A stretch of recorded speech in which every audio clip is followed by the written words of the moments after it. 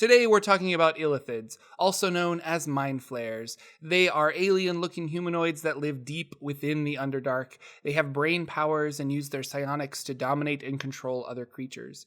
Doing so creates slaves for their hive mind. Now, the mind flayers were once the dominant race of the inner planes. They created space ships called nautiloids that were able to cross between planes. From there, they would harvest intelligent species for food, gathering slaves, and to create new mind flayers. The race most affected by the mind flayers were the Gith, which made up the majority of their slave population. But like all large empires, the mind flayers fell when their mind-controlled Giths somehow broke the mental bonds that held them. They rose up against the mind flayers, and in less than a year, the mind flayer empire collapsed. Today, the mind flayers are scattered about the universe, in hiding from the Gith, who split into two factions, the Gith Yankee and the Gith Zerai. The Gith routinely send out hunting parties to find and slaughter the remaining mind flayers. Upon coming to Faerun, the obvious place to hide was the Underdark, which is where you'll find the majority of mind flayers on Tyrell. Their consumption of brains means the mind flayers won't be that far from other intelligent humanoids. They need these intelligent creatures as food, but also to propagate their species. Now, mind flayers eat brains and retain some of the memories from that brain. They have a hive mind, so these memories are shared within the colony of illithids. Despite having a hive mind, the mind flayers think for themselves. This isn't like the overmind with the Zerg or even the Borg where all minds are one. They communicate with each other and share information, but are still considered separate beings. There is a central core to their thoughts, and that is the Elder Brain, a gigantic brain that resides at the bottom of a pool filled with briny fluid. If the hive mind is a network, then mind flayers are nodes in that network, and the Elder Brain is the center of it all.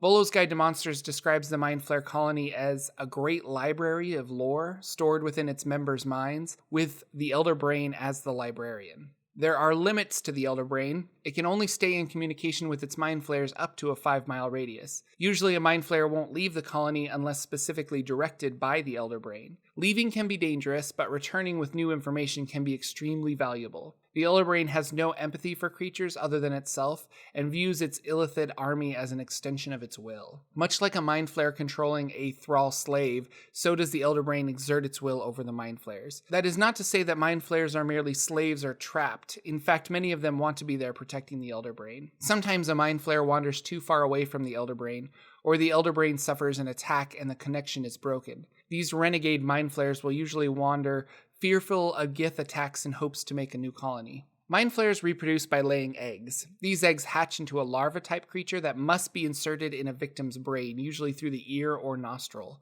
There, it slowly devours the brain of the victim while attaching itself to the body. Eventually, the mind flayer replaces the brain. During this week-long metamorphosis, the body of the victim changes to resemble an illithid. Grayish skin, no hair, and 4 tentacles around its mouth. Certain height and weight criteria exist for such a transformation. Implanted tadpoles develop too quickly inside a small humanoid such as halflings, and too slowly in giant ones. Such development mishaps abort the whole process, killing both the victim and the tadpole. Thus, acceptable hosts are humans, elves, drow, the Gith, grimlocks, gnolls, goblins, and orcs. Every once in a while, an illithirid is created during this process. An illithirid is not beholden to the Elder Brain and eventually leaves the colony to start a new one. It takes a few mind flayers with it, and when it is roughly 100 miles away from the old colony, it will change into an Elder Brain to start a new colony. The Elder Brain hates the independent thought of an illithirid, but knows it is necessary for the propagation of their species. Mind flayers don't have tongues or lips like other humanoids, making speech difficult for them. They have vocal cords, but the inability to form most words. Thus, mind flayers use telepathy to speak to other creatures when it is deemed necessary. Although they have natural psionic abilities, mind flayers can learn to harness arcane and even divine magic. When they need to cast a spell using a vocal component or utter the command word of a magic item, they can push a tentacle down their throat and curl it up to form a faux tongue of sorts. This is highly uncomfortable for the mind flayer and for us to think about, so let's move on. Mind flayers create thralls by psionically stripping down a creature and rebuilding up its personality and specialities. Humanoids are best for this as they have opposable thumbs and the ability to craft and use tools, but that doesn't mean a mind flayer couldn't create a cat thrall, for example.